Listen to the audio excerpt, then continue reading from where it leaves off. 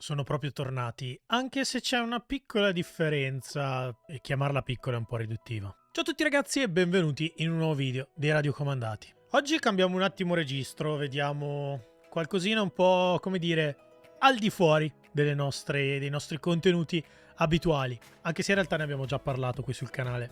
Parliamo di Beyblade X. L'idea che c'è dietro a questo video è veramente super semplice. Vediamo insieme perché stanno tornando, quali sono i punti di forza, soprattutto per noi, così diciamo, giocatori un po' più vintage, quali sono le differenze rispetto alla generazione che abbiamo vissuto noi un po' più da piccolini, come funzionano i punteggi e soprattutto vediamo anche un po' queste sigle che accompagnano questi nuovi Beyblade di cui nessuno capisce un tubo. Ho qui con me un po' di cosette interessanti, un po' di Beyblade, un po' di launcher, una arena portatile, insomma un po' di cosette da farvi vedere. Allora, partiamo dall'inizio. Innanzitutto Beyblade sembra una novità che è esplosa, diciamo, abbastanza recentemente, ma non lo è, perché, diciamo, all'inizio degli anni 2000, tra cartoni animati e giocattoli si stava vivendo un po' la stessa identica cosa. Chiunque giocava a Beyblade, il cartone animato trasmesso su Italia 1 impazzava in una maniera incredibile. Sì, un po' come così, un po' un parallelismo, però sì ragazzi, un po' come succedeva anche con le mini 4D.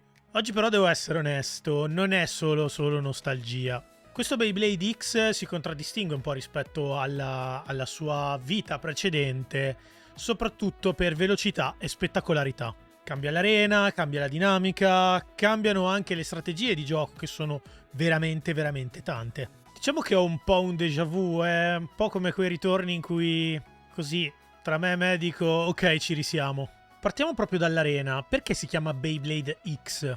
Al bordo dell'arena, della zona più centrale, c'è una rail, quindi possiamo definirla una striscia con dei denti, quindi come se fosse una striscia di ingranaggio, e quando il Bey ci gira fondamentalmente contro, fa sì che il Bey acceleri, prenda una specifica traiettoria e che faccia un fortissimo scatto in avanti. Quindi questa fondamentalmente è una delle caratteristiche principali che va a differenziare appunto Beyblade X rispetto ai suoi predecessori. Poi l'arena è anche costellata da determinate zone, che sono quelle, diciamo, possiamo definire di uscita anche, che vanno poi effettivamente a tradursi in punteggi che vengono assegnati appunto all'altro Beyblade, all'altro Blader, si dice così se non ricordo male. Un altro degli elementi che contraddistingue questa versione di Beyblade è proprio lui. Questo si chiama Winder Launcher. Ci sono varie versioni di lanciatori, vi faccio vedere. Questa è la più piccola, con un supportino che ho stampato per le manine di mio figlio che già ha iniziato a giocarci, per aiutarlo a tenerlo, perché è veramente piccolino quello che viene dato in dotazione di quasi tutti i Bey, ma ce ne sono alcuni che vengono corredati da lanciatori un po' più importanti, che hanno anche la possibilità poi di andare ad aggiungere dei grip, come si usava in passato appunto, per migliorarne l'utilizzo. E tra le tante cose esistono anche lanciatori come questo a corda, quindi non a, lo vedete qui con queste cordicine che sono come quelle che probabilmente, se avete la mia età o avete vissuto comunque attorno agli anni 2000, il periodo Beyblade, vi ricorderete, ma ecco, in questo caso c'è una corda. Ovviamente, allora come oggi, il lancio è fondamentale nel gioco dei Beyblade. A maggior ragione con Beyblade X appunto, perché essendoci degli elementi che vanno poi a modificare il comportamento del nostro Blade all'interno dell'arena, è fondamentale il lancio, quindi che sia stabile, che non venga strappato e lanciato come si faceva una volta. Io mi ricordo quando andavo al parchetto con i miei amici ci portavamo persino le padelle, ragazzi. Veniamo ora ai punteggi, quindi nel momento in cui si gareggia 1 contro 1. Allora, ovviamente il punteggio più semplice che viene assegnato di un punto è proprio quello dello spin finish, quindi nel momento in cui un Beyblade finisce di girare, all'altro viene assegnato un punto. Se però lo fate saltare per aria, quindi lo mandate in burst, quindi il Beyblade si va a smontare, perché poi lo vedremo meglio, assolutamente componibili, vengono venduti smontati, quindi con la parte della lama, la parte del ratchet e la parte del bit. Se fa il burst, quindi si va a sganciare, vengono assegnati 2 punti. Se poi riuscite a mandare il vostro avversario fuori o comunque nelle zone laterali specifiche dell'arena, vengono assegnati comunque 2 punti, over finish.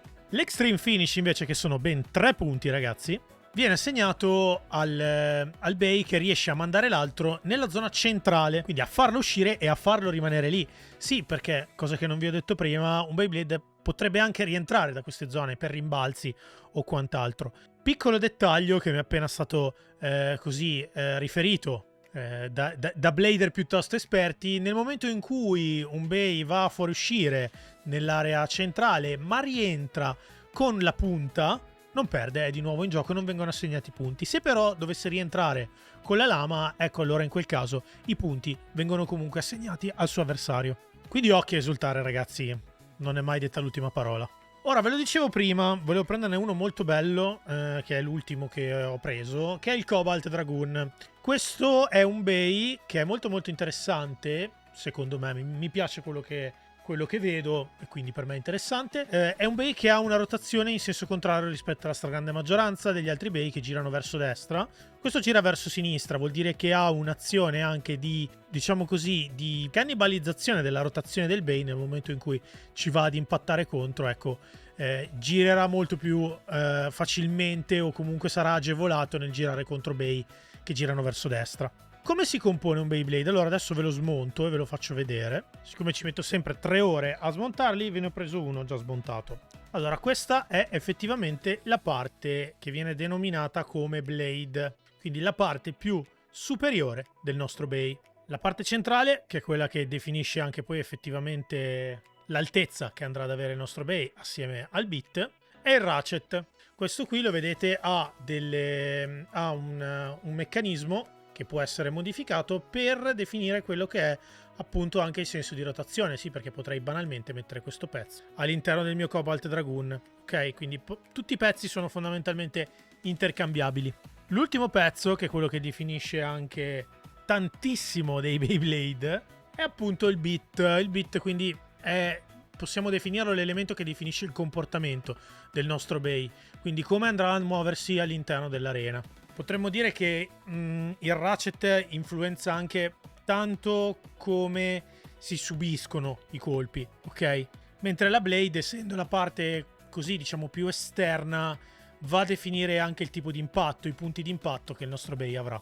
Veniamo ora al momento Google Translate, no, sto scherzando, però diciamo che una delle cose che mi ha un po' più così spiazzato di questa nuova versione di Beyblade X è appunto la nomenclatura che viene utilizzato, perché tutti i bay hanno delle sigle. Ad esempio il Cobalt Dragoon, se non ricordo male, dovrebbe avere, lo sto verificando giusto per non dire sciocchezze, 260C, ok? Quindi 260 è appunto il ratchet, quindi la parte diciamo di mezzo.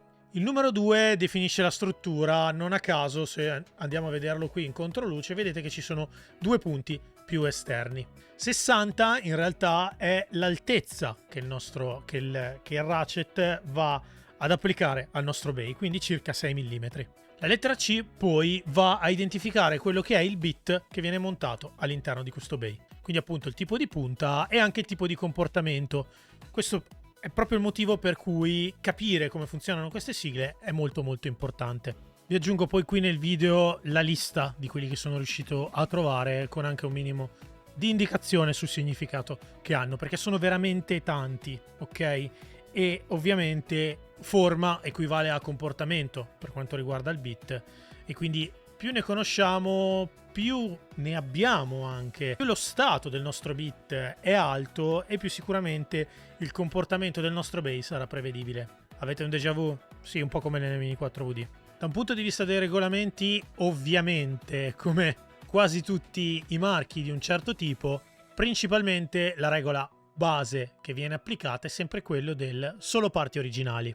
Anche in questo caso, come ad esempio possiamo prendere la categoria B-Max, che sta diventando anche stock class nelle Mini 4VD, non possono essere fatte modifiche fisiche ai componenti, quindi possiamo combinarle per come vengono fatte dal produttore, ma non possiamo andare ad alterarle. Poi ovviamente, come in ogni cosa, è sempre bene verificare dove si andrà a giocare, quali tornei si prenderanno parte e quali che sono le declinazioni poi dei regolamenti. Sì, perché ovviamente ci sono dei regolamenti specifici, i regolamenti vengono manutenuti, vengono aggiornati e quindi ragazzi tocca leggere i regolamenti. Cosa bella di questo mondo è che già c'è una proliferazione incredibile anche di progetti in 3D per il supporto, perché ovviamente non l'ho detto prima, ma si gareggia con 3 bay anche tra l'altro nelle gare, dove ogni pezzo non può essere ripetuto nella costruzione degli altri due. Quindi fondamentalmente abbiamo un set di 3 Beyblade senza ripetibilità di utilizzo di nessun componente. E qui nascono queste cose qua, questi deck set credibili. Questo è ispirato ad Evangelion. E sapete che io quando vedo queste cose vado fuori di testa. Probabilmente lo avrete visto anche nelle nostre storie, ne ho veramente pubblicate una marea mentre insomma sto stampando la qualunque. Se non l'avete ancora fatto, comunque vi consiglio di andarvi ad iscrivere anche sul nostro profilo Instagram, dove comunque pubblichiamo tantissimi aggiornamenti, tantissime notizie, comunque tutto quello che succede che ruota attorno al mondo radiocomandati lo trovate anche su Instagram. Un'altra cosa molto bella che non vi ho fatto vedere è l'arena. Allora, ce ne sono in realtà di vario tipo. Quelle che vengono utilizzate in maniera un po' più seria ai tornei sono quelle bianche. Adesso magari vi metterò qui in overlay qualche immagine. In precedenza venivano utilizzate la versione nera, dove comunque insomma anche lì la struttura bene o male è sempre quella, cambiano un pochino quelle che sono le inclinazioni effettivamente. E poi esiste anche questa che è quella da trasporto, che è un po' più piccolina, che vi faccio anche vedere, che è molto comoda soprattutto per chi come me viaggia parecchio, magari vuole giocare con i suoi amici, con le proprie trottole, vero Cristiano? Ed eccola qui, così come l'altra che so prima in overlay.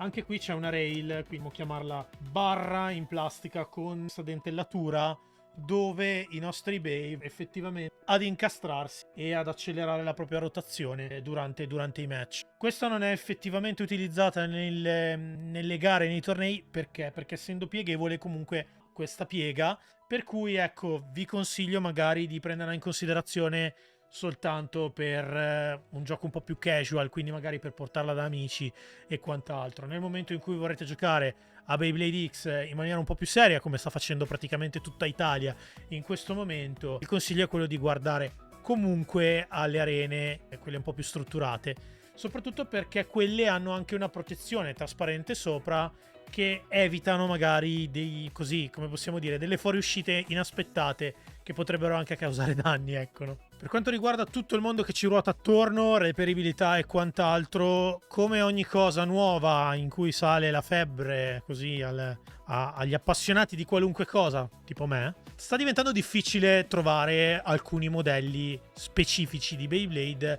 perché considerati fondamentali nel proprio deck, come il Phoenix. Insomma, ce ne sono vari, anche il Cobalt viene considerato molto bene, il Cobalt Dragoon che vi facevo vedere prima, con il suo lanciatore a corda. E quindi dove trovarli? Allora, sicuramente così vi riporto quelli che sono stati i consigli che sono stati dati anche a me, dove sicuramente il punto di ricerca numero uno è sicuramente Amazon per quanto riguarda le uscite. Però il mio consiglio è quello di non tralasciare anche i negozi fisici, perché i negozi fisici molte volte nascondono magari modelli che non sono stati acquistati quando sono usciti al lancio e quindi magari sono rimasti lì, e li trovate anche dei prezzi che non vengono rivisitati appunto dai negozianti.